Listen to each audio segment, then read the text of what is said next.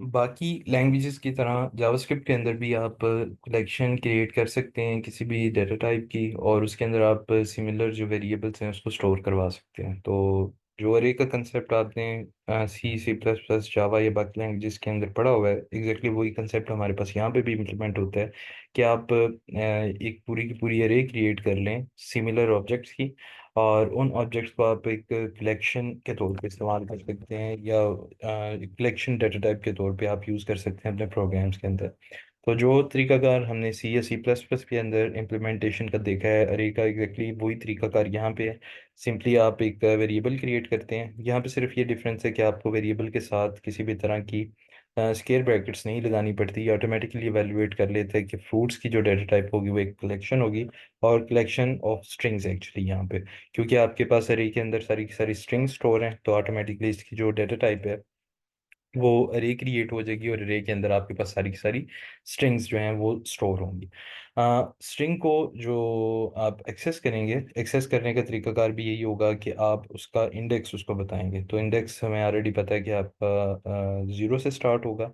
अगर आपने let's suppose third element को एक्सेस करना है, तो इसके लिए आप लोग पास करेंगे फ्रूट्स के सेकंड इंडेक्स को। तो सेकंड इंडेक्स के ऊपर हमारी वैल्यू पड़ी होगी।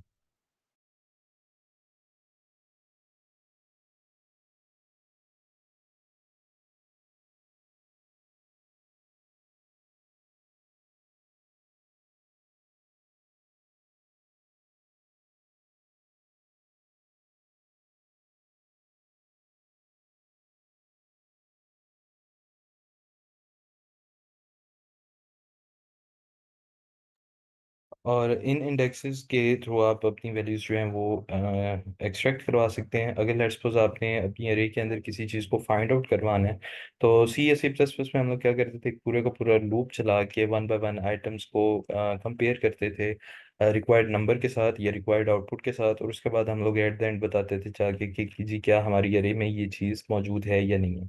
तो यहाँ पे जावास्क्रिप्ट के अंदर एक सिंपली हमारे पास फंक्शन अवेलेबल है इंक्लूड्स के नाम से। तो आपने अपनी अरे के अंदर जिस भी चीज़ को फाइंड आउट करना है, आप उसे इंक्लूड्स के अंदर एज अ पैरामीटर पास करवा देते हैं। तो जो भी चीज़ आपने फाइंड आउट करनी होगी वो आपको बता देगा कि क्या ये चीज़ आपकी अरे में मौजूद है या नहीं है। तो इंक्लूड्स का फंक्शन हम लोग यूज़ कर सकते हैं चीज़ों को फाइंड आउट करने के लिए। एक एक्टिविटी डिज़ाइन की हुई है जिसमें आपने एक अरे क्रिएट करनी है जिसमें आपके पास गेस्ट होंगे। लेट्स सपोज आप कोई डिनर अरेंज कर रहे हैं या कोई पार्टी अरेंज कर रहे हैं, तो उसमें आपको पता है कि 10 से 12 लोग आपके आ रहे हैं, तो उन 10 से 12 लोगों की आप एक लिस्ट क्रिएट कर लेंगे। और एट द एंड जैसे कोई आपके पास आएगा तो आप उसको एक प्रॉम्प्ट शो करेंगे। यूज़र या जो गेस्ट है वो अपना नाम एंटर करेगा। अगर तो उसका नाम लिस्ट के अंदर मौजूद होगा तो उसको एक वेलकम मैसेज शो कर दिया जाएगा, अदरवाइज उससे अपॉलोजी कर ली जाएगी कि सॉरी आपका नाम हमारी लिस्ट में मौजूद नहीं है, आप फिर किसी दिन आ सकते हैं। तो एक छोटा सा फंक्शन आपने लिखना है जिसमें एक अरे इनिशलाइज हो जाएगी फर्स्ट लाइन के अंदर या प्रोग्राम के फर्स्ट हिस्से के अंदर। उसके बाद एक प्रॉम्प्ट लिया जाएगा जिसमें यूज़र या गेस्ट आने वाला अपना नेम एंटर करेगा। अगर तो उसका नाम हमारी लिस्ट के अंदर मौजूद होगा तो हम उसको एक वेलकम मैसेज शो करवा दें कि welcome to dinner, welcome to party, या जो भी आपका फंक्शन है। अदरवाइज एक अपॉलोजी का मैसेज उसको शो हो जाएगा कि सॉरी आपका नाम हमारी गेस्ट लिस्ट में नहीं है, आप दोबारा किसी दिन आ सकते हैं। तो इस एक्टिविटी को आपने परफॉर्म करना है। अरे अगर आप डिक्लेयर करेंगे तो उसके लिए तरीकाकार बिल्कुल यही फॉलो होगा। सिंपल आपने स्ट्रिंग की सूरत में सारे के सारे जो नेम है वो पास कर देने हैं। और एट द एंड अगर इसकी इम्प्लीमेंटेशन की हम लोग बात करें तो आपने इसी तरह से इंक्लूड्स का जो फंक्शन है वो कॉल करना है। तो प्रॉम्प्ट से आपको जो भी इनपुट आ रही होगी उसको आप इंक्लूड्स को पास कर देंगे, और ये आपकी अरे में से ढूंढ के बता देगा कि क्या ये नाम यहाँ मौजूद है या नहीं है। तो इस पूरे पूरे एक्सप्रेशन की जो आउटपुट हमेशा आपके पास आएगी वो ट्रू या फॉल्स मतलब बूलियन की सूरत में आएगी। तो अगर तो ये ट्रू होती है तो इफ कंडीशन एग्जीक्यूट हो गए, वेलकम मैसेज शो करवा देगी, अदरवाइज एल्स कंडीशन में आप उसको अपॉलोजी का मैसेज लिखवा के शो करवा सकते हैं।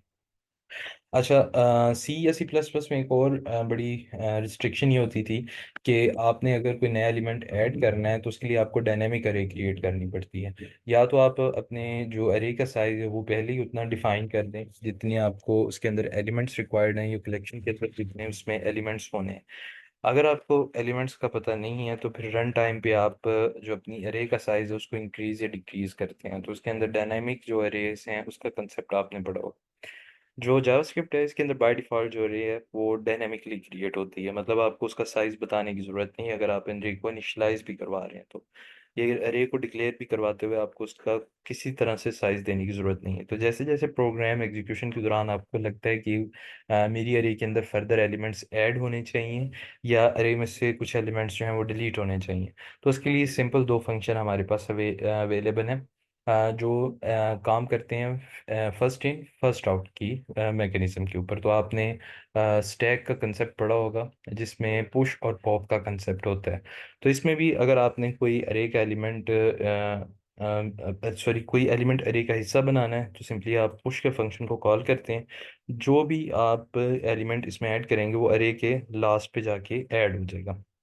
और अगर आप लेट्स सपोज पॉप का फंक्शन ऐड कर सॉरी कॉल करते हैं तो अरे के सबसे लास्ट पे जो भी फंक्शन सॉरी जो भी एलिमेंट आपके पास पड़ा होगा वो वहाँ से रिमूव हो जाएगा। तो पुश की सूरत में अरे के लास्ट पे एलिमेंट्स ऐड होते रहते हैं और पॉप की सूरत में अरे के लास्ट एलिमेंट्स को वन बाय वन ये उठाता रहता है। तो पुश और पॉप का कंसेप्ट आपने ऑलरेडी पढ़ा हुआ है, एग्जैक्टली वही कंसेप्ट इसने अरे में इम्प्लीमेंट किया हुआ है जो स्टैक में हम लोग इम्प्लीमेंट करते हैं। तो अरे का जो साइज़ है जाहिर सी बात है वो हमें डिफाइन करने की ज़रूरत नहीं है। आप सिंपली अगर लिख देते हैं किसी भी वेरिएबल के सामने इक्वल टू के साइन के बाद ये दो स्केयर ब्रैकेट्स लगा देते हैं तो ऑटोमेटिकली ये जो वेरिएबल होगा ये एज अ अरे डिक्लेयर हो जाएगा। और आप इस अरे के ऊपर पुश और पॉप के फंक्शन लगा के इसमें जो भी एलिमेंट्स ऐड या रिमूव करना चाह रहे हैं वो करते रहेंगे। तो इसकी इम्प्लीमेंटेशन को एक दफ़ा देख लीजिएगा, जो नीचे इसने कंसोल वगैरह यूज़ किया है उसको एक दफ़ा देख लें ताकि आपको आइडिया हो जाए कि पुश और पॉप की सूरत में क्या क्या चीज़ें रिटर्न हो रही हैं। और इसके बाद एक एक्टिविटी है, एक्टिविटी बड़ी सिंपल सी है। इस एक्टिविटी में आपने ये काम करना है कि नंबर्स जनरेट होंगे 1 से लेके लेट्स सपोज 100 तक। और रूल ये है कि अगर तो नंबर आपका जो आ रहा है वो डिविजिबल बाय है 3 के, तो आपकी स्ट्रिंग के अंदर 3 की बजाय फिज स्टोर होगा। तो by default let's suppose string में आपने स्टोर किया सॉरी अरे में स्टोर किया 1 2, उसके बाद 3 आ गया, 3 इज डिविजिबल बाय 3 तो 3 की जगह पे फिज स्टोर होना चाहिए।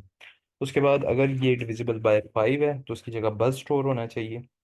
और अगर कोई नंबर ऐसा आ जाता है जो 3 के ऊपर भी डिवाइड हो रहा है और 5 के ऊपर भी डिवाइड हो रहा है तो उस जगह के ऊपर नंबर की बजाय फिज बस स्टोर होगा।